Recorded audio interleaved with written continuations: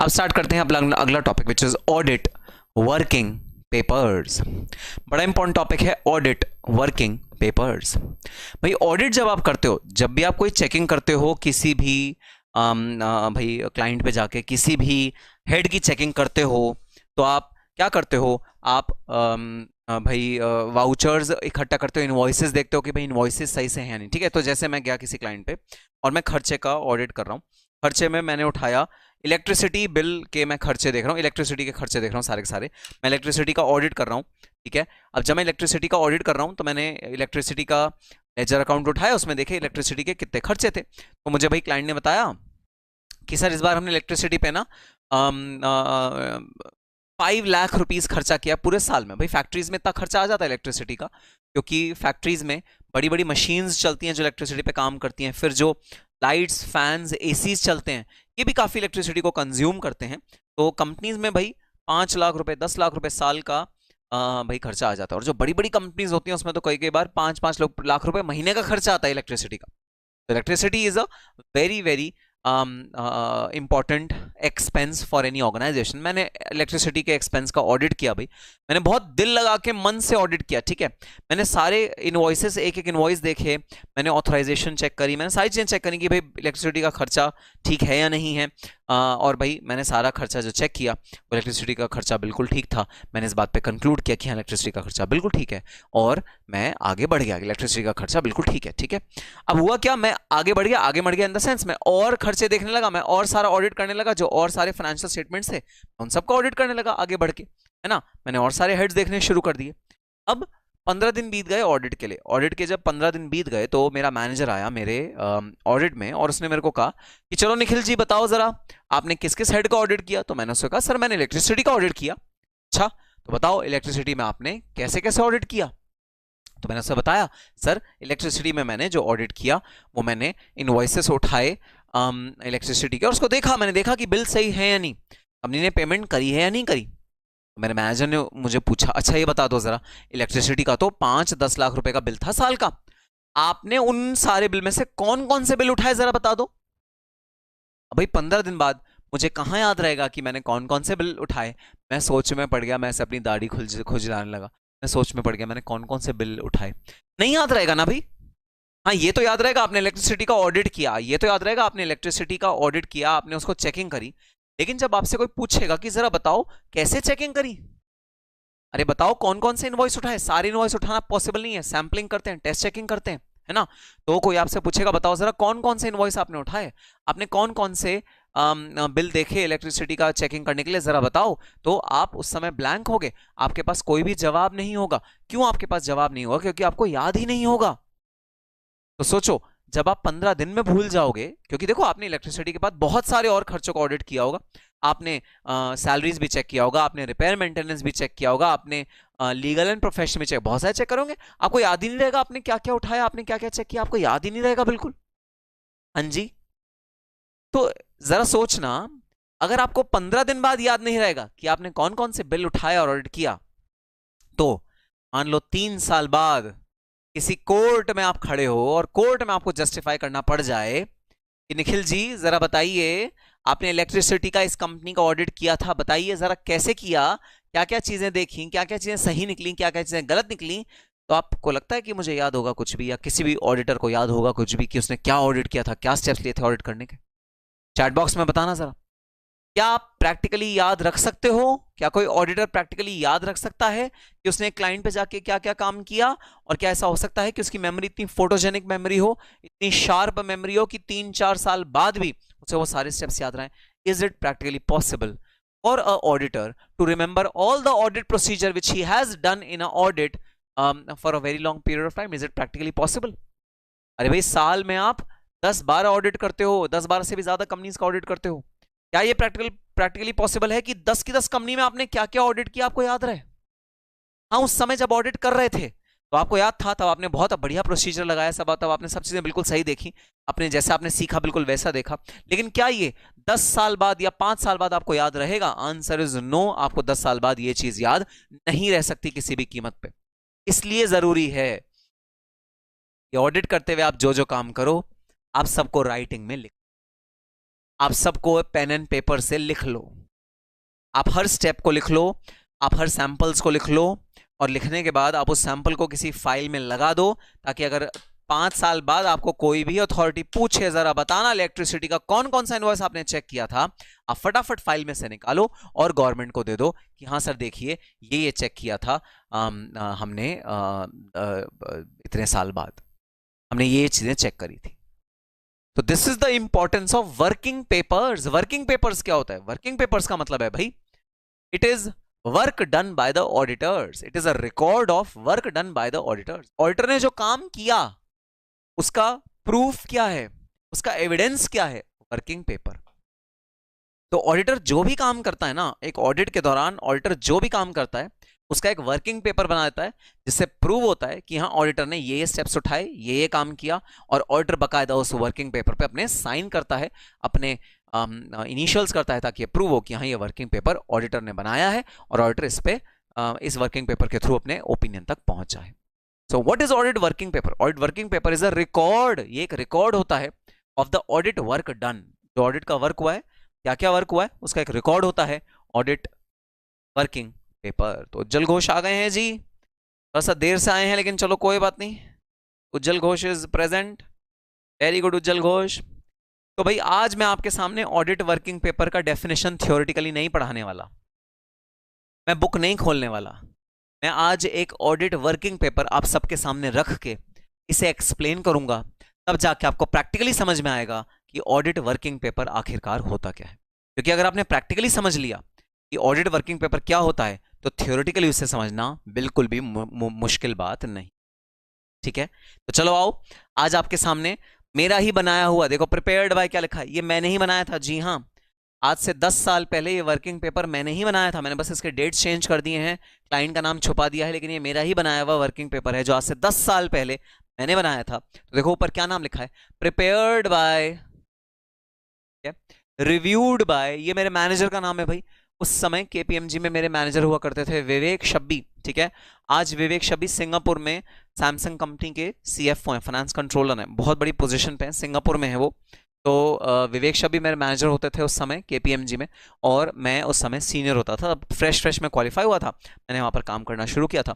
ये एक working paper है जो हमने उस समय बनाया था। अब आओ मैं आपको एक्सप्लेन करता हूं कि ये वर्किंग पेपर किस तरह बना हुआ है और ये वर्किंग पेपर बनाते आखिरकार कैसे हैं।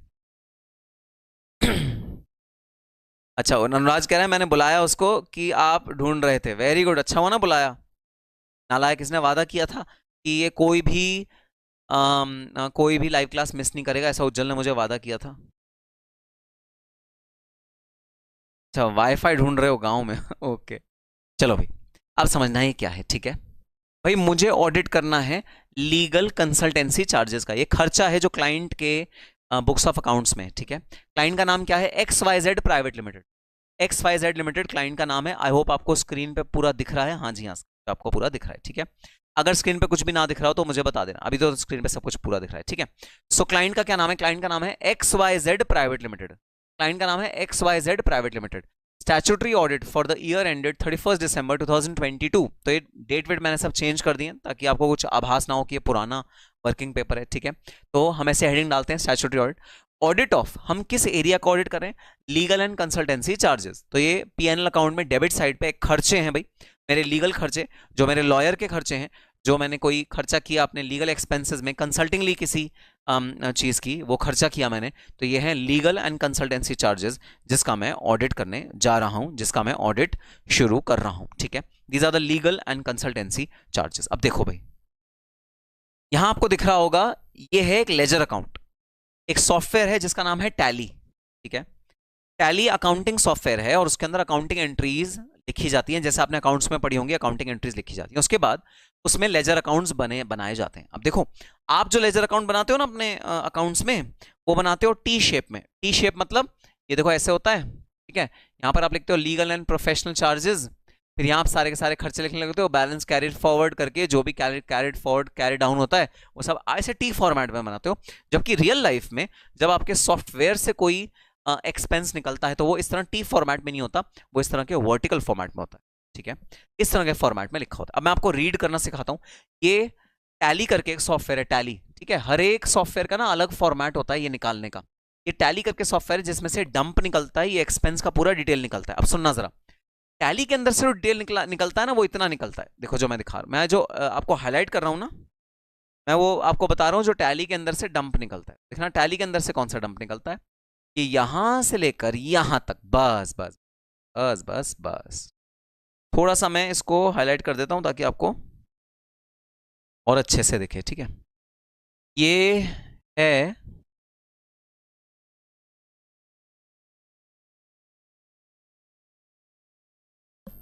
देखना जरा, ये है यहां से,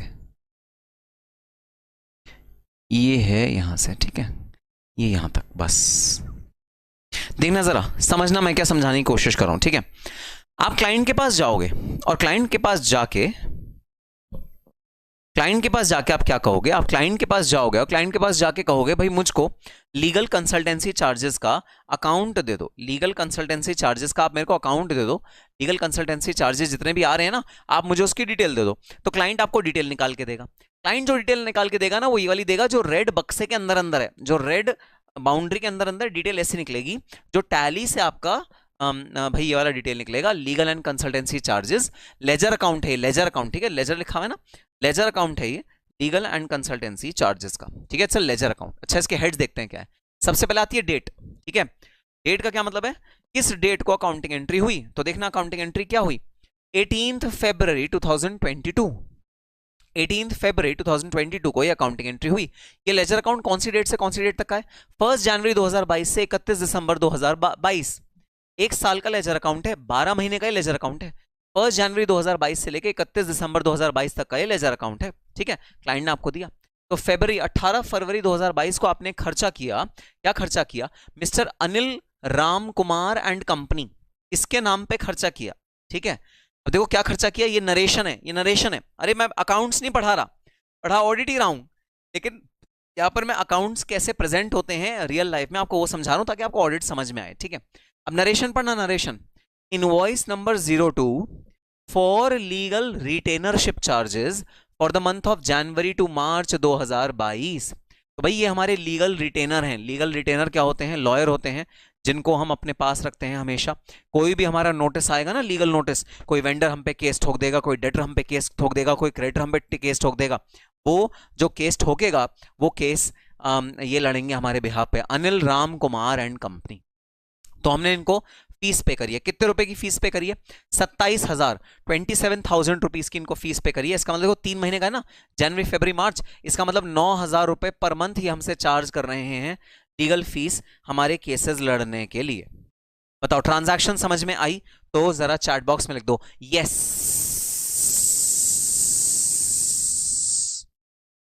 सर आपके ईयर पे क्या अरे मैं तो पूरा ही चमक रहा हूं, ईयर क्या चमक रहा है, मैं तो पूरा का पूरा नहीं चमक रहा। देखो आज कितनी बढ़िया मैंने जैकेट पहनी, कितनी बढ़िया शर्ट है, पूरी पूरी चमक रही है। Sai Luthra, hello sir, hello Sai. Sai is our old student and a very very capable student. Sai Luthra बहुत जल्दी सीएमए फाइनल का स्टूडेंट बनने वाला है। हेलो साई, सीएमए के फाइनल स्टूडेंट बन के हमको भूल मत जाना। यस ठीक है। अब देखो ये भाई अनिल कुमार राव की हमारे खर्चा हुआ 9,000 रुपए पर महीने का, इसको हम खर्चा कर रहे हैं भाई, ठीक है। तो ये उसका बिल है, ठीक है सर, समझ में आ गया। चलो आगे देखते हैं। आगे इनवॉइस नंबर 07 है for legal consultancy dealing with service tax matter. अच्छा अनिल कुमार राव ना हमारे सर्विस टैक्स से मैटर देखता है भाई, ठीक है। अगेन 25,000 रुपए इस ये सर्विस टैक्स का भी हमारा काम देखता है। तो देखो एक तरफ तो ये वाला काम देख रहा है रिटेनरशिप, लीगल रिटेनरशिप के 9,000 रुपए चार्ज कर रहा है। सर्विस टैक्स का काम देखने के ये हमारे 25,000 रुपए हमसे फालतू ले रहा है, 25,000 रुपए, ठीक है। दोबारा आ गया अनिल कुमार राव, ये है 28 फरवरी 2022। तो देखो अनिल कुमार राव हमारे लिए कितना सारा काम कर रहा है, सेल्स टैक्स का भी काम कर रहा है अनिल कुमार राव हमारे लिए, 12,500 रुपए चार्ज करे। तो भाई ये हमारा रेगुलर लॉयर है, ठीक है, पता लग रहा है ये हमारा रेगुलर लॉयर है कंपनी का, और ये हमारे लिए सारा का सारा काम करता है, ठीक है। तो ये जो इतना पोर्शन है ना, ये मुझे किसने दिया, कंपनी ने डंप निकाल के दिया। और देखें जरा ये खर्चा और क्या क्या है खर्चा। आओ ये तो सारे अनिल कुमार राव वाले हैं, वो ऊपर ऊपर आ गए हैं। चलो ओहो ये देखना भाई, ये भाई एक और क्या खर्चा है, दिनेश सिंह का कोई खर्चा आ गया भाई, पीएफ रजिस्ट्रेशन। देखना भाई एक और खर्चा आ गया, आओ देखते हैं क्या करके। यह कोई मिस्टर दिनेश सिंह, 3,000 रुपए का प्रोविडेंट फंड का रजिस्ट्रेशन का खर्चा है। प्रोविडेंट फंड देखना किस डेट को है, 24 फरवरी 2022। कोई खर्चा हुआ है। दिनेश सिंह नाम का कोई पर्सन है जिसने प्रोविडेंट फंड का रजिस्ट्रेशन हमारे लिए करवाया है, ठीक है। अच्छा, फिर दिनेश सिंह का आ गया, ये प्रोविडेंट फंड कंसल्टेंट है हमारा फ्रॉम नवंबर 2008 टू फरवरी 2022। तो ये हमारा पीएफ का कंसल्टेंट, प्रोविडेंट फंड का हमारा कंसल्टेंट दिनेश सिंह। इनको कितने रुपए जा रहे हैं? 4000 रुपए जा रहे हैं। अरे देखना बहुत ही मजेदार, चरण गुप्ता कंसल्टेंट्स प्राइवेट लिमिटेड, ये भी एक हमारे लीगल कंसल्टेंट है। अब इनकी जरा सर्विसेज देखना, स्पेशलाइज्ड सर्विसेज हैं जो ये चरण गुप्ता एंड एसोसिएट्स देते हैं। क्या करते हैं? इनवॉइस फ्रॉम चरण Gupta consultant private limited for actuarial valuation. भाई याद करो, मैं तुम्हें पढ़ाया था यूज ऑफ एक्सपर्ट्स, एक्सपर्ट्स की यूज हम कर सकते हैं। तो ये एक्चुरी हैं। एक्चुरी का क्या काम होता है? एक्चुरी का ये काम होता है कि ये लोग अपनी जो हमारी जो प्रोविजन फॉर ग्रेचुइटी होती है उसकी ग्रेचुइटी की प्रोविजन निकाल के हमको देते हैं। तो these are our consultants. Actuarial valuation हमने करवाई है ग्रेचुइटी की for the period ended March 2022। तो ये चरण गुप्ता ने हमें एक रिपोर्ट बना के दी होगी जहां उन्होंने एक प्रोविजन फॉर ग्रेचुइटी का नंबर हमारे लिए कंप्यूट करके दिया। अच्छा, पैसे कितने लिए इन्होंने ये काम करने के? 10,000 रुपए इन्होंने हमसे लिए ये काम करने के। लीगल एंड कंसल्टिंग चार्जेस में हमने इस खर्चे को डेबिट किया। भाई ये खर्चे हैं, ठीक है। अच्छा सुनो भाई, एक चीज बता दो, है इस खर्चे की accounting entry books of accounts में क्या डली होगी? ठीक है, चरण गुप्ता कंसल्टेंट्स प्राइवेट लिमिटेड की जो ये खर्चे की अकाउंटिंग एंट्री है, ये बुक्स ऑफ अकाउंट्स में क्या डली है जरा चैट बॉक्स में लिख के बता दो, ठीक है। सर आपने हमें बच्चा समझ रखा है क्या? 11 से हम जानते हैं खर्चों की एंट्रियां करना, ठीक है सर। अब बच्चा मत समझो हमें। अरे मैं बच्चा नहीं समझ रहा भाई, अकाउंटिंग एंट्री लिख के बता दो ना। ये वाली अकाउंटिंग एंट्री क्या हुई होगी? चरण गुप्ता कंसल्टेंट्स प्राइवेट लिमिटेड को 10,000 रुपए पे हुए हैं, 10,000 रुपए अक्रू हुए हैं इसके नाम पे, provision for gratuity actuarial valuation के नाम पे। जरा अकाउंटिंग एंट्री बता दो क्या हुई होगी इस केस में, चैट बॉक्स में बता दो, देखते हैं कितने लोग अकाउंटिंग एंट्री कर सकते हैं। इसी तरह भाई FRRO, ये जो हमारे वो होते हैं ना फॉरेनर्स होते हैं जो हमारे यहाँ काम करते हैं, हमारे जो एक्सपैट्रिएट्स होते हैं, ओकासान ये कंपनी के ओका मतलब उस बंदे का नाम है, ठीक है। ये जापानीज कंपनी है जिसका मैं आपको अकाउंट लेजर दिखा रहा हूँ, इसका मैं ऑडिट करता था। जापानीज कंपनी है, ओका उनके एम्प्लॉय का नाम है। और जो सान है ना, SAN, ये जो सान होता है ना, this is the word in Japanese for sir. जैसे आपको निखिल सर बोलते हो ना, मुझे निखिल सर। तो अगर आप जापान में होते ना, अगर हाँ आप भी जापान में होता, मैं भी जापान में होता और मैं आपको जापान में पढ़ा रहा होता, तो आप मुझे निखिल सर बोलने के बजाय बोलते हैं निखिल सान। सांड नहीं नालायक, वो एक लड़का कह रहा है सांड नहीं, सान, SAN, सान, क्या। अब ऐसे निखिल सान। तो पता है हम जब भी जाते थे ना, तो मैं आपको बड़ा फनी एक इंसिडेंट बताता हूँ। इस कंपनी में जब हम जाते थे ना, तो इसमें जो ग्रीटिंग, जापानीज में जो ग्रीटिंग करते हैं ना, किसी को ग्रीट करते हैं, ठीक है, गुड मॉर्निंग बोलना है आपको, किसी को ग्रीट करना है, हेलो बोलना है, hi how are you, hello बोलना है। तो इसमें ग्रीटिंग कैसे करते थे? मुशी मुशी ओकासान, मुशी मुशी ओकासान, मुशी मुशी, ये कुछ होता था उनका गुड मॉर्निंग या गुड इवनिंग या हेलो करने का तरीका। और उसमें एक बार झुकते हैं और हाथों को ना ऐसे रखते हैं, एक के ऊपर एक ऐसे हाथों को रखते हैं, ऐसे कहते हैं मुशी मुशी ओकासान, मुशी मुशी मुशी निखिल सान, ऐसे करते हैं। मुशी मुशी नाम होता है, नाम नहीं होता, ग्रीटिंग होती है इन जापानीज कंपनी में। हम भी सीख गए हैं ना, हम भी जब जाते थे वहां का CFO थे नितिन गुप्ता CFO थे, उससे पहले मधुर बत्रा CFO थे वहां के ना। तो हम जैसे जाते थे ना इस कंपनी के अंदर, तो हम ऐसे करते मुशी मुशी मधुर सान, मुशी मुशी नितिन सान, ऐसा बहुत फनी होता था। लेकिन कुछ नई चीज भी सीखने को मिलती है भाई, कुछ नई चीज सीखने को जब मिलती है तो मजा भी आता है ना। आप जब इन बड़ी बड़ी कंपनीज का ऑडिट करते हो, जापान का कल्चर सीखने को मिलता है, कोरिया का कल्चर सीखने को मिलता है, कोरियंस किस तरह से सोचते हैं आपको सीखने को मिलता है, जापानीज किस तरह से सोचते हैं आपको सीखने को मिलता है। फिर आप यूके के किसी फर्म का ऑडिट करोगे तो यूके के लोग किस तरह सोचते हैं आपको सीखने को मिलता है। बहुत सारी चीजें सीखने को मिलती हैं। ऑडिट के अलावा आपको बहुत सारी और चीजें सीखने को मिलती हैं जब आप किसी कंपनी में ऑडिट कर रहे होते हो। और स्पेशली अगर आप फॉर्चुनेट हो और आपको किसी बिग फोर से ऑडिट करने का मौका मिले तो भाई और भी बहुत ज्यादा सोने पे सुहागा वाली बात हो जाती है, ठीक है। चलो, तो ये भाई ओकासान का FRRO रजिस्ट्रेशन हुआ है। ये फॉरेन जो नेशनल्स होते हैं जो इंडिया में आते हैं उनका रजिस्ट्रेशन होता है, जिसके लिए पैसे पे करे गए हैं, 4,000 रुपए इस कंपनी को पे करे गए हैं, ठीक है। तो ये क्या है खर्चे?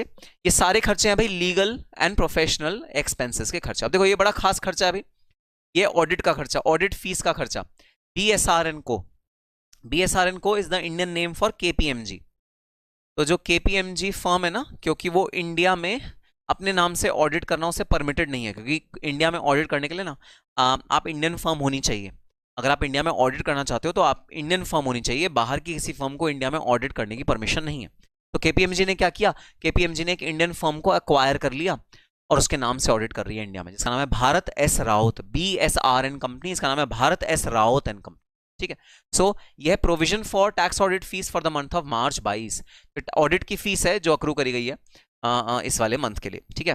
फिर ये भाई आउटलेज, अरे देखना कल मैंने आपको पढ़ाया था ओपीईज आउट ऑफ पॉकेट एक्सपेंसेस, कल मैंने आपको पढ़ाया था ओपीईज आउट ऑफ पॉकेट एक्सपेंसेस। तो ये देखो फीस का अमाउंट डाला गया है और आउट ऑफ पॉकेट एक्सपेंसेस जो हमारे ऑडिटर ने चार्ज करे हैं उसका अमाउंट डाला गया है, दोनों अमाउंट को यहां पर डाला गया है, ठीक है।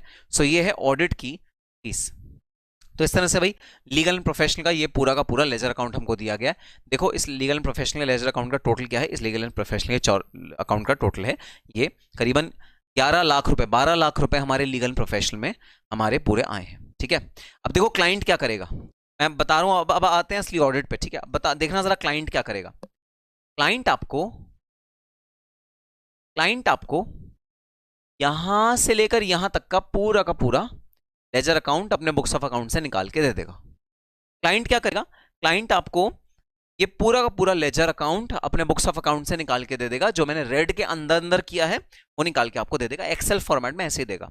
आपको क्या करना है, आपको इस लेजर अकाउंट को अपने वर्किंग पेपर में कन्वर्ट करना है, ऑडिट वर्किंग पेपर में कन्वर्ट करना है, ठीक है। आप क्या करोगे, आप सबसे पहले हेडिंग डालोगे, हेडिंग क्लाइंट नहीं डाल के देता, वो आप डालते हो, ठीक है। हेडिंग डालोगे XYZ प्राइवेट लिमिटेड, तो जो भी ये कंपनी है उसका नाम डालोगे XYZ प्राइवेट लिमिटेड। फिर डालोगे statutory audit for the year ended 31 दिसंबर 2022। आप डालोगे फिर कि स्टैट्यूटरी ऑडिट हम कर रहे हैं भाई, जिस भी ईयर का कर रहे हैं, जो भी ऑडिट कर रहे हैं आप उसका हेडिंग डालोगे। फिर डालोगे audit of legal and consultancy charges, आप लीगल एंड कंसल्टेंसी चार्जेस जो भी आप ऑडिट करना चाह रहे हो आप वो नाम डालोगे, ठीक है। अब देखो अगर मान लो मैं टैक्स ऑडिट कर रहा होता तो यहां पर लिखा होता टैक्स ऑडिट, अगर मैं कॉस्ट ऑडिट कर रहा होता तो यहां लिखा होता कॉस्ट ऑडिट, अगर मैं इंटरनल ऑडिट कर रहा होता तो यहां लिखा होता इंटरनल ऑडिट। तो डिपेंडिंग अपॉन आप क्या कर रहे हो उसके अकॉर्डिंग आप अपने हेडिंग को चेंज कर सकते हो, ठीक है। अपने हेडिंग को आपको उसके अकॉर्डिंग चेंज करना है, आप जो काम कर रहे हो उसके अकॉर्डिंग, ठीक है। तो आपने ये डाल लिया, ठीक है।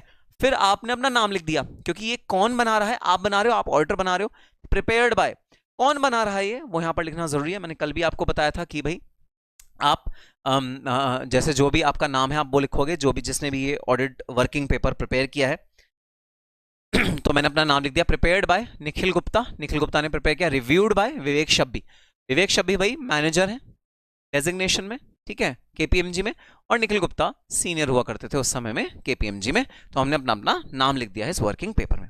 अब आया मेन मुद्दे की बात, ठीक है। अब आई मेन बात कि सर आपने इस लीगल एंड प्रोफेशनल एक्सपेंसेस को चेक कैसे किया, तो आपने कौन से ऑडिट प्रोसीजर फॉलो करे, इन सारे के सारे खर्चों को चेक करने के लिए आपने कौन से ऑडिट प्रोसीजर फॉलो करे, वो यहां पर आपको हर एक कॉलम में लिखना है। भाई अगर आपने 4 ऑडिट प्रोसीजर करे आपके 4 कॉलम बनेगा, आपने 5 ऑडिट प्रोसीजर करे 5 कॉलम बनेगा, आपने 2 ऑडिट प्रोसीजर करे 2 कॉलम बनेगा, आपने 10 ऑडिट प्रोसीजर करे 10 कॉलम बनेंगे, डिपेंडिंग अपॉन, ये आपकी जजमेंट है, ये आपकी जजमेंट है। आप देखोगे कि आप ऑडिट प्रोसीजर 2 करना चाहते हो, 3 करना चाहते हो, 5 करना चाहते हो, 10 करना, कितने करना चाहते हो आप वो यहां पर लिखोगे। आपने जो जो चेकिंग करी आप वो यहां पर लिखोगे। अब थोड़ा ध्यान से पढ़ना, ठीक है। देखो मैंने क्या किया, मैंने क्लाइंट को बोला आपने मुझे अपना पूरा लेजर अकाउंट दे दिया लीगल एंड प्रोफेशनल एक्सपेंसेस का, करीबन 12 लाख रुपए के इसमें खर्चे हैं। जरा मुझे एक एक करके ये जो बिल नंबर है ना, invoice number 2, invoice number 7, invoice number 4 की कॉपी ला के दो। भाई जो राम कुमार है, अनिल राम कुमार, इन्होंने बिल दिया होगा, बिल के बेसिस पे आपने पेमेंट करी होगी ना, तो अनिल कुमार का जो बिल है इनवॉइस नंबर 02 अनिल कुमार का जो बिल है वो मुझे ला के दे दो।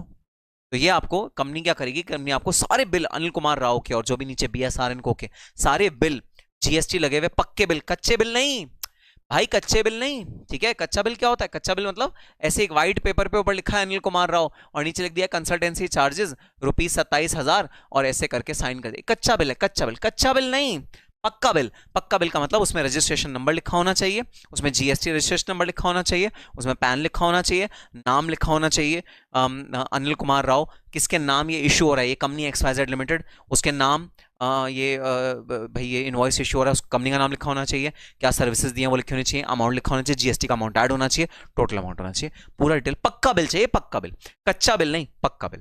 तो क्लाइंट ने क्या किया, क्लाइंट ने इन सारे के सारे खर्चों के पक्के बिल आपके सामने ला के रख दिए, ठीक है, आपके सामने ढेर बना के रख दिया सारे के सारे पक्के बिलों का। अब आपको क्या करना है, अब आता है असली ऑडिट का प्रोसीजर। स्टेप नंबर 1 आपने क्या किया, checked the invoice for the period, party and amount. तो सबसे पहला जो आपने ऑडिट प्रोसीजर किया वो क्या किया, आपने इनवॉइस को चेक किया, आपने बिल खोला, और बिल के अंदर देखा कि हाँ ये बिल अनिल कुमार राव ने ही आपको दिया है, हाँ जी हाँ अनिल कुमार राव ने आपको दिया है। क्या ये बिल हमारे पीरियड का है, मतलब ये जनवरी 22 से लेकर 31 दिसंबर तक का है? कहीं ऐसा तो नहीं ये वाला बिल 2020 का हो, मतलब पुराने साल का हो, पुराने साल का बिल भाई इस साल में लगा दिया हो, ऐसा तो नहीं है? ऐसा नहीं है, इसी साल का बिल है। तो आपने सबसे पहले चेक किया पीरियड, पीरियड मतलब ये बिल इसी पीरियड का होना चाहिए, ऐसा नहीं होना चाहिए कि ये बिल हो 2020 का। भाई 2020 का बिल 2022 के लेजर अकाउंट में डाला हुआ है, 2022 के अकाउंट्स में डाला, गलत बात हो जाएगी ना, प्रायर पीरियड एक्सपेंस हो जाएगा ना, गलत बात है। तो मुझे इनवॉइस चेक करना है, इनवॉइस में सबसे पहले तो पीरियड चेक करना है कि मेरे पीरियड का बिल होना चाहिए, पार्टी सेम होनी चाहिए, जैसे कि मेरे बुक्स ऑफ अकाउंट्स में लिखी है अनिल राम कुमार, यही पार्टी होनी चाहिए। और तीसरी चीज मैंने क्या चेक करी, अमाउंट सही होना चाहिए। अरे भाई ऐसा ना हो आपने अमाउंट लिखा हो 27,000 और बिल में पता है क्या अमाउंट लिखा है, बिल में अमाउंट लिखा है 25,000, गलत हो जाएगा, गलत, अरे गलत हो जाएगा, गलत है ना। तो आपको बिल में क्या क्या चीजें चेक करनी है, आपको बिल में पीरियड चेक करना है, किस पीरियड का ये बिल है, पार्टी चेक करना है, किस पार्टी का बिल है, जिस पार्टी का नाम लिखा है उसी का बिल है, और अमाउंट ठीक है या नहीं, आपको ये चीज चेक करनी है। ठीक है, आपने ये सारी चीजें चेक करी, आपने कहा तीनों चीजें बिल्कुल ठीक हैं, तो आपने नीचे क्या लिख दिया, यस लिख दिया भाई, यस। ठीक है, अगर आपको सारी चीजें सही मिली आपने लिख दिया यस, और अगर आपको एक भी चीज गलत मिली, मान लो इनवॉइस का अमाउंट था 25,000 और आपके अकाउंट्स में लिखा है 27,000, अगर आपको एक भी चीज गलत मिली आप यहां यस नहीं लिखोगे, आप यहां लिखोगे नो, आप यहां लिख दोगे नो, गलत है भाई, बुक्स ऑफ अकाउंट्स में गलती है, बिल था 27,000 का, बिल था 25,000 का, बुक्स ऑफ अकाउंट्स में क्या लिखा हुआ है 27,000, 2,000 रुपए से गलती करी हुई है, आप यहां लिख दोगे नो। यह है आपका ऑडिट प्रोसीजर। आपने जो ऑडिट प्रोसीजर किया, आगे क्या करोगे, आगे क्या करोगे, सेम अमाउंट के लिए checked the payment from bank, आप ये भी तो चेक करोगे कि ये बैंक में कैश तो भाई होता नहीं, आजकल एमएनसीज में कैश नहीं वो रखते, कैश से नहीं पेमेंट होती, पेमेंट हमेशा होती है बैंक अकाउंट से। तो आप ये देखोगे कि क्या इस अमाउंट का चेक काट के मिस्टर राम कुमार राव को दिया हुआ है और अनिल राम कुमार को दिया हुआ है, और वो चेक मिस्टर अनिल राम कुमार ने अपने बैंक अकाउंट में डाल के क्लियर किया हुआ है, क्योंकि चेक जो अकाउंट पे ही चेक होगा तो उसमें नाम आ रहा होगा, आपके बैंक स्टेटमेंट में नाम आ रहा होगा, हाँ जी इतना सब पैसा हमने राम कुमार को पे किया, अनिल राम कुमार को पे किया, आपके बैंक अकाउंट में ये चीज आ रही होगी, बताओ आ रही होगी नहीं आ रही होगी, हाँ जी हाँ सर आ रही होगी। तो अगर वो चीज आ रही है आप यहां लिख दोगे यस। तो सेकंड आपने ऑडिट प्रोसीजर क्या किया, चेक्ड पेमेंट फ्रॉम बैंक, आपने बैंक से पेमेंट चेक करी कि हाँ पेमेंट क्लियर हुई है भाई, मैंने चेक करा है, मैंने बैंक में देखा है, बैंक स्टेटमेंट में तो देखते हैं, मैंने बैंक स्टेटमेंट में देखा है। ठीक, नेक्स्ट आपने क्या चेक करा, चेक्ड ऑथराइजेशन। ऑथराइजेशन का क्या मतलब होता है, ऑथराइजेशन का मतलब होता है कि हर खर्चे को अप्रूव करने का अथॉरिटी किसी एक लेवल पे दी हुई होती है, जैसे 1 लाख तक का अगर खर्चा है तो उसे मैनेजर अप्रूव करेगा, तो जो अनिल कुमार का इनवॉइस आएगा ना, इनवॉइस अनिल कुमार का जैसे जो इनवॉइस आएगा उसके नीचे अप्रूव्ड लिखा होगा, और वो किसी ना किसी कंपनी के मैनेजर ने उसको साइन किया हुआ कि हाँ ये राम कुमार का बिल ठीक है, मैंने चेक कर लिया है, इसे अप्रूव कर दो। तो मैं अथॉरिटी मैट्रिक्स होती है, मैनेजर्स को 1 लाख रुपए से कम कम के बिल अप्रूव करने की ताकत दी जाती है। ठीक है, सीनियर मैनेजर को 10 लाख रुपए तक के बिल अप्रूव करने की ताकत दी जाती है, और 10 लाख रुपए से ऊपर कोई भी बिल होगा वो सिर्फ बोर्ड ऑफ डायरेक्टर ही साइन कर सकता है, ऑथराइज कर सकता है, उसके अलावा बिल ऑथराइजेशन के बिना नहीं अप्रूव होगा, जब तक बोर्ड ऑफ डायरेक्टर अप्रूव नहीं करेगा तब तक बिल को अप्रूव नहीं किया जाए। ये होती है अथॉरिटी मैट्रिक्स। तो भाई मैंने आगे क्या चीज चेक करी, मैंने चेक करी ऑथराइजेशन, कि हाँ इस बिल को अप्रूव करने की जिसकी अथॉरिटी थी उसी बंदे ने अप्रूव किया है, किसी मैनेजर ने ही अप्रूव किया, क्योंकि 1 लाख रुपए से कम कम का बिल था, मैंने वो चीज चेक करी। ये चेक करने का फायदा क्या, फायदा ये कि हम जो काम कर रहे हैं एक ऑर्गेनाइजेशन में अथॉरिटी के अकॉर्डिंग कर रहे हैं, नहीं कर रहे, इसलिए 10,000 से ऊपर होगा तो बैंक से ही करना होगा। देखो आजकल तो मैं आपको बता रहा हूँ 10,000 से ऊपर की बात नहीं है, आजकल तो अगर 100 रुपए का भी बिल होता है ना तो कंपनीज बैंक से ही करती हैं, मैंने खुद देखा है। 92 रुपीज का चेक बनते हुए एक कंपनी, बहुत बड़ी कंपनी है, चलो नाम भी बता देता हूँ, oracle, oracle India private limited, India की वन ऑफ द वर्ल्ड की one of the leading software manufacturing company है। उनको जब चाय वाले की भी पेमेंट करनी होती है वो चेक से करते हैं, क्योंकि उनके पास कैश का कोई सिस्टम ही नहीं है, वो कैश विड्रॉ ही नहीं करते। तो 92 रुपीज भी अगर पेमेंट करनी है ना तो आजकल कंपनीज कैश में करती हैं, यूपीआई में करती हैं, या फिर ऑनलाइन करती हैं, कोई कैश का सिस्टम नहीं होता, चेक में ही सारी पेमेंट होती है, ड्राफ्ट में, यूपीआई, पेटीएम, इसी से पेमेंट होती है सारी। आजकल कैश का सिस्टम एमएनसीज में नहीं है, एमएनसीज में खत्म हो गया कैश का सिस्टम। तो 10,000 से ऊपर की कोई बात नहीं है कि 10,000 से ऊपर का ही बैंक से करेंगे, 10,000 से नीचे का भी है तो भी बैंक से ही पेमेंट होगी। हाँ जी, ठीक है। तो मैंने चेक किया, ऑथराइजेशन है, हाँ ये वाला बिल को ऑथराइज करने की जिसकी क्षमता है उसी ने इस बिल को ऑथराइज किया है, मैंने लिख दिया यस। आगे चेक्ड टीडीएस रेट। अरे कोई मुझे बता दो, तुम लोग ग्रुप 1 से पढ़ के आए हो, टीडीएस क्या होता है जरा चैट बॉक्स में बता दो, ठीक है। मैं नहीं बताऊंगा तुम्हें ग्रुप 1 से तुम पढ़ के आ चुके हो, टीडीएस का मतलब क्या होता है, टीडीएस तुम बताओगे क्या होता है।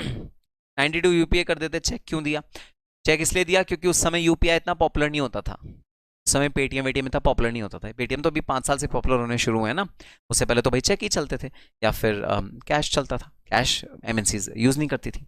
Yes, tax deducted at source, तो भाई इनकम टैक्स आप पढ़ के आए हो, डीटी आप पढ़ के आए हो, तो हमने अगली जो चीज चेक करी वो क्या चीज चेक करी, टीडीएस रेट सही से डिडक्टेड है।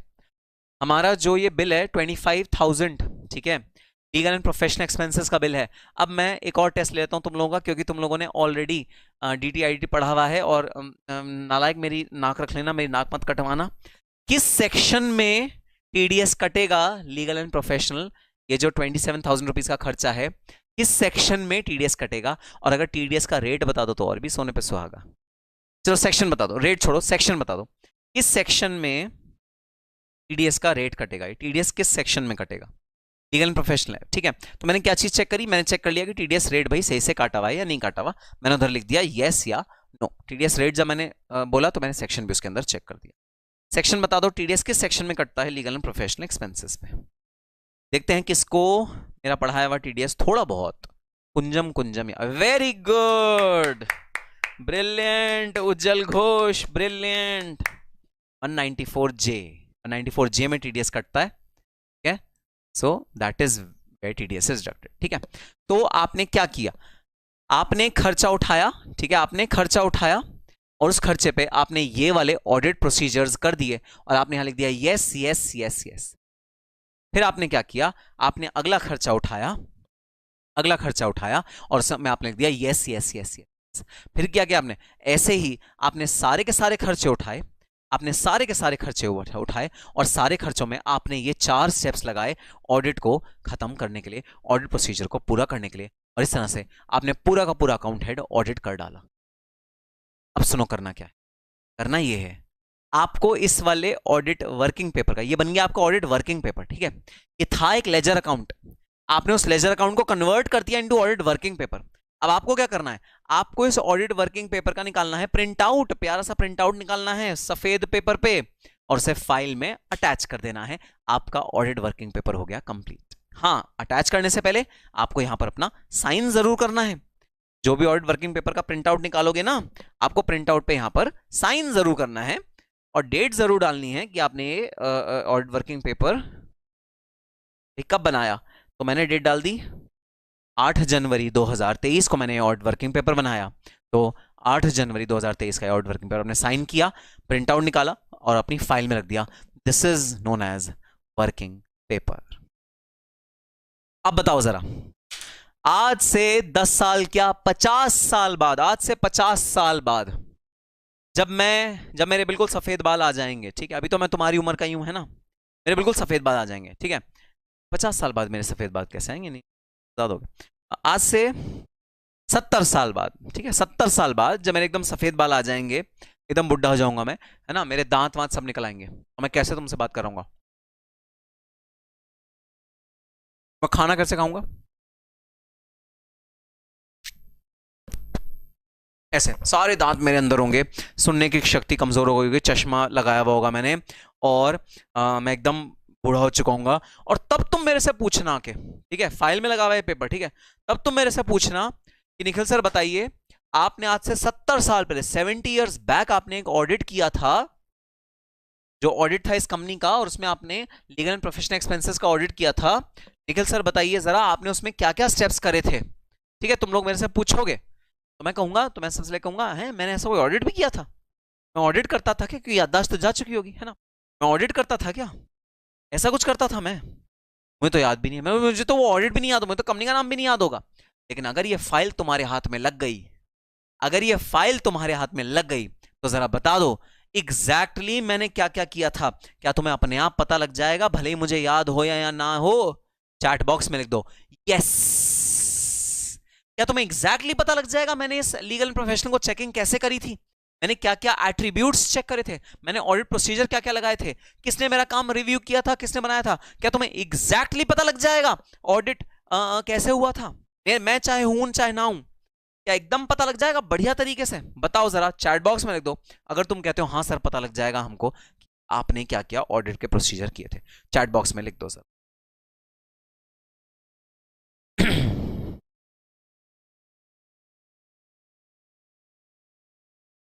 सेक्शन याद नहीं किया था।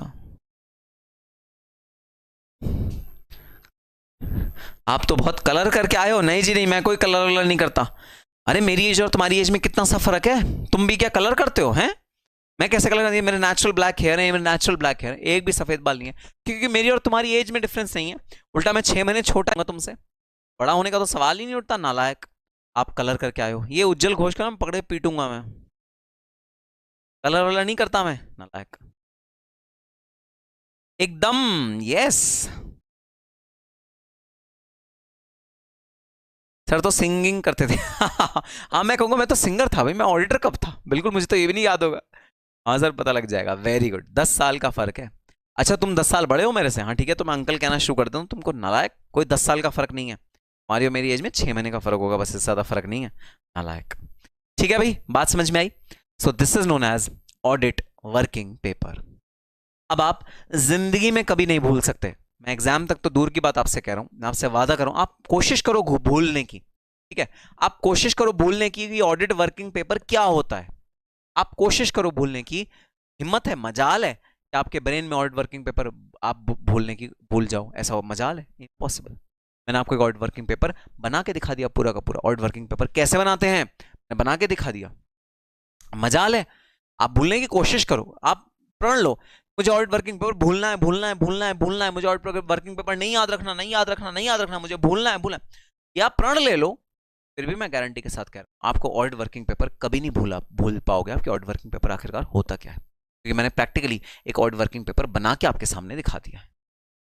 कुछ बच्चे कह रहे हैं सर हम महानालायक हैं, हम तो फिर भी भूल जाएंगे। अच्छा फिर भी भूल जाओगे, तो चलो एक और एग्जाम्पल करते हैं ऑडिट वर्किंग पेपर का, और फिर इसको करने के बाद देखते हैं कौन भूल जाएगा ऑडिट वर्किंग पेपर। ठीक है, अब मैंने एक पीएनएल की आइटम ले ली, प्रॉफिट एंड लॉस अकाउंट की आइटम ले ली, अब मैं एक बैलेंस शीट की आइटम ले लेता हूं। बैलेंस शीट की आइटम में ऑडिट कैसे होगा आपको वो एक बार मैं समझा देता हूं। ठीक है, यह बैलेंस शीट की आइटम, बैलेंस शीट की आइटम क्या है? Debtors account. अरे भाई माइक्रोसॉफ्ट एक्सेल से तो परिचित हो ना, माइक्रोसॉफ्ट एक्सेल क्या होता है? ये माइक्रोसॉफ्ट एक्सेल हम लोग यूज कर रहे हैं भाई अपने, आजकल तो सारी बड़ी बड़ी एमएनसीज है ना माइक्रोसॉफ्ट एक्सेल यूज करती हैं। ठीक है, ये माइक्रोसॉफ्ट एक्सेल है। चलो मैंने एक पीएनएल अकाउंट ले लिया, प्रॉफिट एंड लॉस अकाउंट ले लिया, कौन सा? एक्सपेंस ले लिया। अब एक बैलेंस शीट का आइटम ले लेते हैं भाई, बैलेंस शीट का आइटम मैं ले रहा हूं डेटर्स। ठीक है, बैलेंस शीट का मैं आइटम ले रहा हूं डेटर्स। डेटर्स कैसे ऑडिट करते हैं वो अब मैं बताने आपको जा रहा हूं। ठीक है, उसका वर्किंग पेपर कैसे बनाते हैं, देखो मैं ऑडिट करते कैसे हैं ये नहीं सिखा रहा आपको, मैं वर्किंग पेपर कैसे बनाते हैं ये सिखा रहा हूं आपको इस वाले सेशन में। ठीक है, रेडी? अगर रेडी हो तो चैट बॉक्स में लिखो यस। और तुमको पता है मेरी एनर्जी डाउन हो रही है भाई, मेरे को पेट्रोल चाहिए, पेट्रोल है ना, तो एकदम एनर्जी डाउन है, एकदम चक्कर से आने को हो रहे हैं, पूरी बॉडी ऐसे शेक करिए, वाइब्रेट हो रही है। तो अगर तुम मेरे को कुछ एनर्जी ड्रिंक दे सकते हो तो एनर्जी ड्रिंक दे दो भाई, नहीं तो मेरी एनर्जी ड्रेन होती जाएगी, और कहीं मैं एनर्जी ड्रेन होने के मारे कहीं मैं गिर ना पड़ूं, कहीं मैं जमीन पे ना गिर के। बिल्कुल बिल्कुल कमजोरी सी महसूस हो रही है। जब तक तुम मेरे को एनर्जी नहीं दोगे ना, मेरी एनर्जी नहीं दोगे ना जब तक, तब तक मैं वापस आ ही नहीं सकता, मेरे में एनर्जी आएगी नहीं कि मैं वापस आऊं। मेरे को एनर्जी दे दो भाई, मेरा पेट्रोल मेरे को दे दो। तुमको पता है मेरा पेट्रोल क्या है जिससे मेरी एनर्जी वापस आती है, और मैं फुल ताकत के साथ अपनी पढ़ाई पढ़ाना तुम्हें वापस शुरू कर सकता हूं। पेट्रोल दे दो भाई, पेट्रोल। अगर किसी के पास पेट्रोल है, मेरा पेट्रोल। उफ, मेरे को तो बहुत कमजोरी सी फील हो रही है, एकदम कमजोरी सी फील हो रही है, बिल्कुल कमजोरी सी। यस वेरी गुड, मेरा पेट्रोल मेरे पास वापस आ गया, और वो है तुम लोगों का थम्स अप। नालायक दारू पिला रहा है मुझे। अनुराज मेरा पेट्रोल है थम्स अप। ठीक है, थम्स अप। जो आप लोग थम्स अप देते हो ना, ऐसे थम्स अप करके दे दो, वो मेरा पेट्रोल है। जो आप लोग कहते हो yes sir we are good to go, that is my petrol. हर टीचर का पेट्रोल क्या, हर टीचर क्यों पढ़ाता है, इतनी एनर्जी क्यों डालता है पढ़ाने में? इसीलिए कि बच्चे उसको समझते हैं और अच्छे से result. That is our petrol, that is our energy booster. चलो भाई, अब आ जाते हैं एक वर्किंग पेपर मुझे बताना है डेटर्स का, ठीक है। अगेन ये एक ऐसी कंपनी का वर्किंग पेपर है जो मैंने बनाया है, इस कंपनी का ऑडिट भी मैंने ही किया है, ठीक है। ये भाई डेटर्स की लिस्ट है। आपको कंपनी क्या देगी, आपको कंपनी ना डेटर्स की लिस्ट दे देगी कि उनके डेटर्स कितने हैं पूरे साल के, और ये है भाई डेटर्स की लिस्ट जो मैं रेड से मार्क कर रहा हूं। एक बहुत बड़ी कंपनी है, उसके बैलेंस शीट में डेटर्स आ रहे हैं, ठीक है। और ये डेटर्स की लिस्ट उसको आपने आपको प्रोवाइड करी गई है, ठीक है। कितने रुपए के टोटल डेटर्स हैं जो बैलेंस शीट में नजर आ रहे हैं, वो ये हैं भाई, 2,61,45,000, 2,61,45,000। आई होप आपको ये पूरी शीट ढंग से स्क्रीन पे नजर आ रही है, ठीक है। एजिंग का मतलब क्या होता है, अरे मैं बता रहा हूँ एजिंग का मतलब क्या होता है। एजिंग का मतलब बुढ़ा होना। यू आर एजिंग, एजिंग मतलब आप बुढ़े हो रहे हो, मैं नहीं हो रहा, ठीक है नालायक। एजिंग का मतलब जैसे बुढ़े लोग हो जाते हैं कि वाइट बाल हो जाते हैं, सफेद हो जाते हैं। एज, एज करना, एज बढ़ना, है ना। जैसे मेरी और तुम्हारी एज सेम सेम सी है, हमारी एज सेम पेस पे चल रही है, ऐसे एजिंग करना, बढ़ाना, एज बढ़ना, उसे कहते हैं एजिंग। चलो देखो, क्लाइंट ने तुमको क्या दिया, क्लाइंट ने तुमको डेटर्स की डिटेल दे दी। ये क्लाइंट है जिसके डेटर्स हैं, देखना डेटर्स कौन कौन से हैं। एयरवर्क्स इंडिया इंजीनियरिंग प्राइवेट लिमिटेड, 22,000 रुपए इसके ड्यू हैं, 22,000 रुपए ये तुम्हें देगा, डेटर्स 22,000 रुपए के हैं। एयर चार्टर्स प्राइवेट लिमिटेड 6,000 रुपए का ड्यू है। एयर एयरवेज, एआर एयरवेज 17,648 का ड्यू है। Business jet India private limited 15 lakh rupees का ड्यू है। Border security force 16 lakh rupees का ड्यू है। बाफना एविएशन प्राइवेट लिमिटेड 51,000 का ड्यू है। शाइम्स एविएशन 1,19,000 का ड्यू है। Department of civil aviation 31 lakh का ड्यू है। तो ये सारे डेटर्स का अमाउंट है जो इस वाले क्लाइंट के हमारे हैं। और डेटर्स का जो टोटल बैलेंस शीट में नजर आ रहा है वो आ रहा है 2,61,00,000 का। इसका जो स्प्लिट है वो कंपनी ने तुम्हें दे दिया भाई, ये हमारे क्लाइंट हैं जिन जिनका बकाया हमारे ऊपर है, ये डेटर्स हैं, ठीक है। अब देखो, जहां डेटर्स होता है वहां तुम्हें एक चीज बनानी होती है, वो होती है प्रोविजन फॉर डाउटफुल डेट। जरा चैट बॉक्स में बता दो, what do you mean by provision for doubtful date.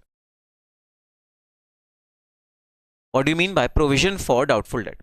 Sir आज तो हमें ऐसा लग रहा है कि सर कोई हम अकाउंट्स की क्लास ले रहे हैं, ऐसा लग रहा है। अरे नहीं भाई, अकाउंट्स की क्लास नहीं ले रहे, ऑडिट की क्लास ले रहे हैं। अब देखो, अकाउंट्स का ही ऑडिट होता है, तो मुझे अकाउंट्स को ही बेस बनाना पड़ेगा ऑडिट सिखाने के लिए, है ना। ये कोई एयरो कंपनी है क्या जिसका ऑडिट किए थे? Very good, very very good. Anuraj ने क्या सही गैस लगाया। देखो, ये होता है इंटेलिजेंस, ये होता है स्मार्टनेस। डेटर्स के नाम पढ़ने से हमें पता लग गया ये कोई ऐसी कंपनी है जो एयरलाइंस है। ये एयरलाइंस का मैंने एक ऑडिट किया था। ये एयरलाइंस है, बहुत फेमस एयरलाइंस है जिसका मैंने ऑडिट किया था। आपको नाम नहीं बताऊंगा क्योंकि प्राइवेसी होती है भाई, सीक्रेसी होती है। ये एक एयरलाइंस का मैंने ऑडिट किया था, ये एयरलाइंस के डेटर्स हैं। तो डेटर्स का नाम पढ़ के इसने अनुराज ने बता दिया कि सर आपने ये ऑडिट जो किया था, जो आपने ऊपर लिखा ना XYZ प्राइवेट लिमिटेड, ये जरूर कोई एयरो कंपनी है, कोई एयरप्लेन की कंपनी, कोई airlines. Very good very good, ये एयरलाइंस की कंपनी है जिसका मैंने ऑडिट किया था, उसी के डेटर्स हैं, तभी सारे डेटर्स जो हैं वो एविएशन वाले हैं। Very good, perfect. तो भाई उज्जवल घोष कहाँ गायब हो गया, पता नहीं, चुप चुप सा है।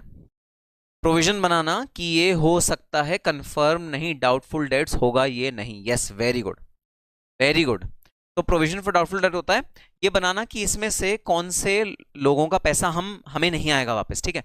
ये डेटर्स बैड हो जाएंगे, ये डेटर्स हमें पैसा वापस नहीं देंगे, उसे कहते हैं प्रोविजन फॉर डाउटफुल डेट्स। हमें इसमें से प्रोविजन फॉर डाउटफुल डेट्स बनाने हैं, इसमें से कौन कौन से डेटर की संभावना है कि वो हमें पैसा नहीं देंगे, हमें वो बनाना है, ठीक है। अब कंपनी की पॉलिसी सुनना, कंपनी की कहती है कि जो भी डेटर हमको 180 दिन से ज्यादा पैसे नहीं वापस देता, हम उसका प्रोविजन बना देते। जो भी डेटर हमें 180 दिन से ज्यादा हमारे पैसे वापस नहीं देता, वहां हमें शक होना शुरू हो जाता है कि हाँ ये वाला डेटर बैड डेट होने के राह पे चल पड़ा है, तो हम इसका प्रोविजन बना देंगे। 180 दिन का मतलब होता है 6 महीना। तो जो भी डेटर हमें 6 महीने तक पेमेंट नहीं करता, हम उसका प्रोविजन बना देते हैं, प्रोविजन फॉर डाउटफुल बना देते हैं कि भाई हाँ ये इसमें शक है कि ये पर्सन हमारे को हो सकता है पैसे दे, हो सकता है ना दे। प्रोविजन का मतलब ये नहीं होता बैड डेट हो गया, ये नहीं होता। प्रोविजन का मतलब होता है हो सकता है पैसे दे हो सकता है पैसे। अब देखो मैंने क्या किया, मैंने इन सारे के सारे डेटर्स को 3 बकेट्स में डिवाइड किया। Bucket number 1, bucket number 2, bucket number 3। Bucket number 1, इनमें से जो डेटर्स 0 से 60 दिन पुराने हैं, जिनका जो ड्यू बैलेंस है ना वो 60 दिन या तो 0 या 60, 0 से 60 दिन पुराना जिनका बैलेंस है, वो पहली बकेट में आएंगे। सेकंड बकेट, वो वाले डेटर्स जिनका जो बकाया है वो 61 से 180 दिन के बीच में बकाया है, मतलब जो उनका ड्यू है ना, कितना पुराना है, एजिंग, यहाँ एजिंग हो रही है भाई, एजिंग, ये एजिंग है, तुम पूछ रहे थे ना एजिंग क्या होता है, ये एजिंग है। तो मैं देख रहा हूं कि ये जो इनवॉइस है, ये जो 22,000 का इनवॉइस है, ये कितना पुराना है, क्या ये 30 दिन पुराना है, 40 दिन पुराना है, क्या ये 100 दिन पुराना है, 120 दिन पुराना है, या ये 200 दिन पुराना है, डिपेंडिंग अपॉन ये कितना पुराना डेटर है, मैंने उसकी बाइफिकेशन कर दी इनटू 3 बकेट्स, 3 बकेट्स में डाल दिया। ठीक है, अब एक बात गौर से सुनना, इन 3 बकेट्स का total should be equal to my total debtors, so this plus this should be equal to my total debtors, total debtors से इक्वल हो जाएगा तीनों अमाउंट्स का टोटल, ठीक है ना। सो तीनों ही बकेट्स का टोटल मेरा इस वाले टोटल डेटर्स के इक्वल हो जाएगा। So bucket number 1 0 to 60 days, bucket number 2 61 to 180 days, bucket number 3 above 180 days। तो ये तीनों बकेट में मैंने अपने डेटर्स को क्लासिफाई कर दिया। सर ये क्यों किया आपने, बकेट में क्यों क्लासिफाई किया, क्योंकि जो भी above 180 days के डेटर्स होंगे उनका मैं प्रोविजन बना दूंगा, सर तो फिर ये 2 क्यों बनाए, ऐसे 3 क्यों बनाए, 2 ही बना लेते, लेस देन 180 मोर देन 180 नहीं, मैं थोड़ा सा ध्यान रखूंगा। वो लोग जो 180 डेज में आने की कगार पे हैं, वो लोग जो 180 डेज पे आने की कगार पे हैं, उन पे भी मुझे जरा कड़ी निगरानी रखनी पड़ेगी कि कहीं उनमें से भी कोई ऐसा ना निकले जिसमें मुझे शक हो कि इसका भी प्रोविजन बनाना जरूरी है। तो मैं ध्यान रखूंगा इस वाली बकेट का और इस वाली बकेट का, इन दोनों बकेट का मैं खास ध्यान रखूंगा, इस बकेट को मैं इग्नोर कर दूंगा, इसलिए मैं 3 बकेट्स में डिवाइड करना जरूरी है, मुझे अपना पूरा एनालिसिस करने के लिए 3 बकेट्स में डिवाइड करना जरूरी है। तो यहां तक की बात समझ में आई तो चैट बॉक्स में लिखो यस, फिर मैं आगे बढ़ूंगा, क्योंकि देखो कॉम्प्लिकेटेड है भाई, तुम समझ लो मैं तुम्हें फाइनल के लेवल की चीज इंटर में पढ़ा रहा हूं, ये फाइनल के लेवल की चीज है जहां मैं प्रैक्टिकल एग्जांपल्स फाइनल में लेता हूं ऑडिट कराते हुए, वो चीज मैं तुम्हें इंटर में पढ़ा रहा हूं इस विश्वास के साथ कि नहीं तुम समझ रहे हो, समझोगे। बताओ जरा, इतनी बात समझ में आई? 3 बकेट में मैंने अपने डेटर्स को डिवाइड कर दिया, अमाउंट को डिवाइड कर दिया, कौन कितना पुराना है उसके बेसिस पे, ठीक है। फिर अगला कॉलम देखना, और ये आ गया एक्चुअल में मेरा ऑडिट प्रोसीजर। अगला कॉलम देखना जरा, अगला कॉलम देखना, बड़ा इंपॉर्टेंट कॉलम, अगला कॉलम है whether provision for doubtful debt is to be created, क्या प्रोविजन फॉर डाउटफुल डेट हमें बनाना चाहिए, क्या प्रोविजन फॉर डाउटफुल डेट हमें बनाना चाहिए। तो देखो जहां जहां भी 180 डेज से ऊपर है मैंने वहां वहां लिख दिया यस यस यस। देखना जरा, एयरवर्क्स इंडिया इंजीनियरिंग 22,366, ये पूरा का पूरा बिल 180 दिन से पुराना है, क्या इसका डाउटफुल डेट बनना चाहिए? यस, इसका डाउटफुल डेट बनना चाहिए, प्रोविजन बनना चाहिए इसका।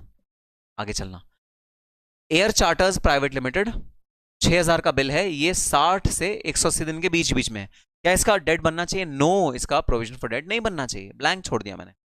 आगे चलना, एयरवेज प्राइवेट लिमिटेड 17,000 का बिल है, ये 60 डेज के अंदर अंदर है, क्या इसका डाउटफुल डेट बनना चाहिए? आंसर इज नो, इसका प्रोविजन फॉर डाउटफुल डेट नहीं बनना चाहिए, मैंने छोड़ दिया, ठीक है।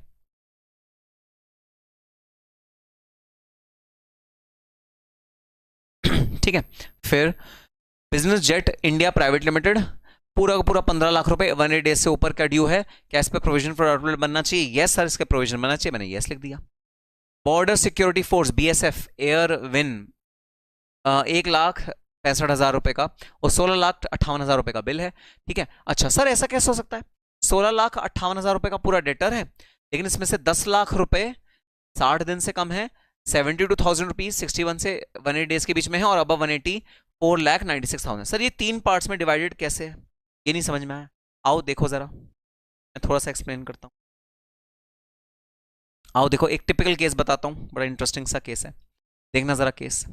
बॉर्डर सिक्योरिटी फोर्स 16 लाख रुपए का डेटर है हमारा, ठीक है, और ये तीनों बकेट में आ रहा है, इसका थोड़ा थोड़ा टुकड़ा टुकड़ा टुकड़ा तीनों बकेट में आ रहा है। तीनों बकेट में कैसे आ सकता है, देखना तीनों बकेट में कैसे आ सकता है।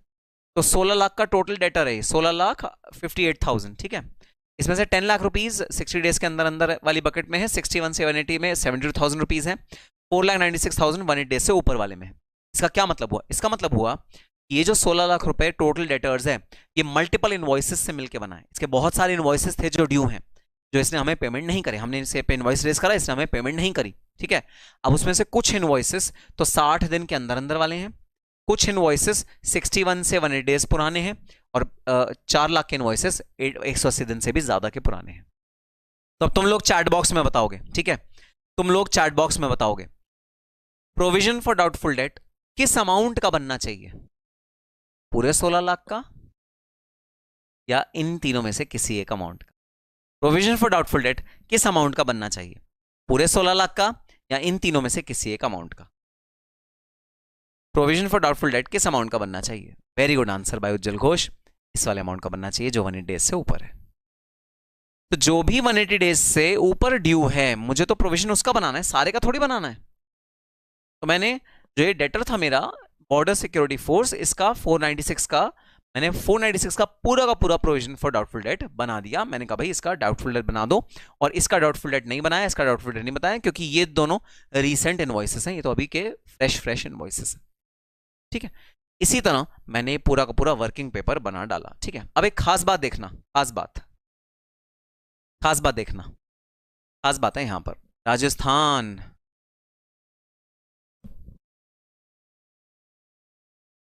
खास बात देखना, Rajasthan civil aviation corporation,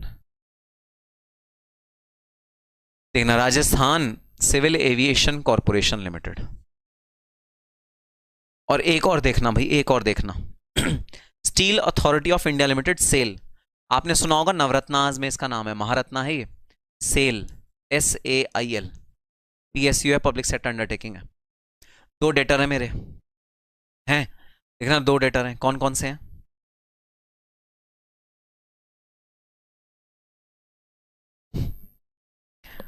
Rajasthan civil aviation corporation और स्टील अथॉरिटी ऑफ इंडिया, ये दोनों मेरे डेटर्स हैं, ठीक है।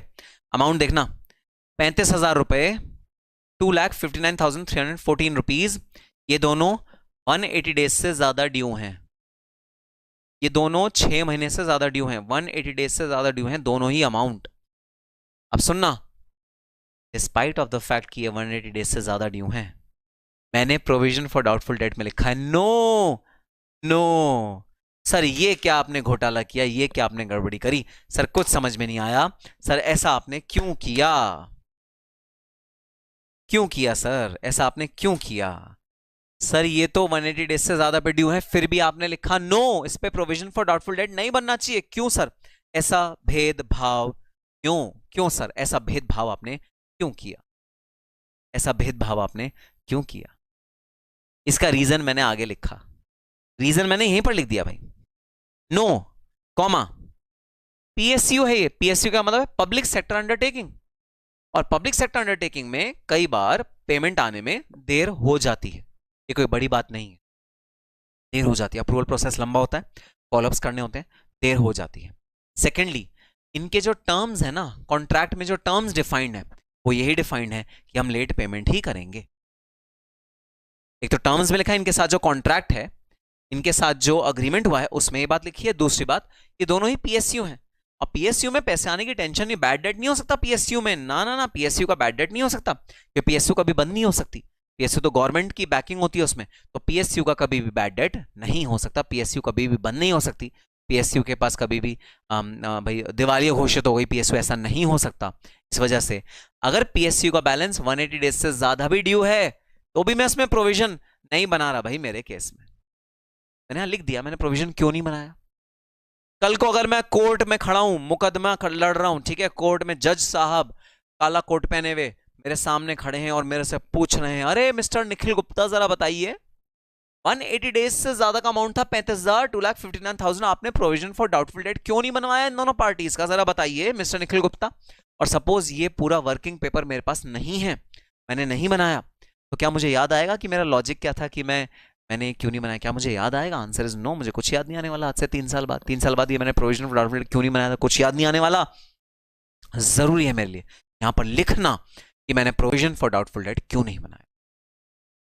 That is the reason why it is to be stated in writing. Writing में लिखा होना चाहिए कि मैंने यहाँ प्रोविजन फॉर डाउटफुल डेट क्यों नहीं बनाया, डिस्पाइट ऑफ द फैक्ट कि ये 180 डेज से ज्यादा का ड्यू है, फिर भी मैंने प्रोविजन फॉर डाउटफुल डेट क्यों नहीं बनाया। मुझे यहाँ राइटिंग में लिखा होना दोस्तों जरूरी है।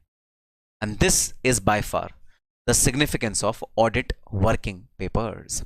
ऑडिट वर्किंग पेपर्स का जो सिग्निफिकेंस है वो यही है कि भाई एक प्रूफ हो जाता है कि आपने क्या क्या काम किया, कैसे कैसे काम किया, वो काम आपने कितना डिटेल में किया, क्या चीजें देखी क्या नहीं देखी, एक पूरा प्रूफ, एक पूरा एविडेंस बन जाता है। हाँ, ये गारंटी है कि ये ऑडिट का काम इस तरह हुआ। This is known as audit working paper.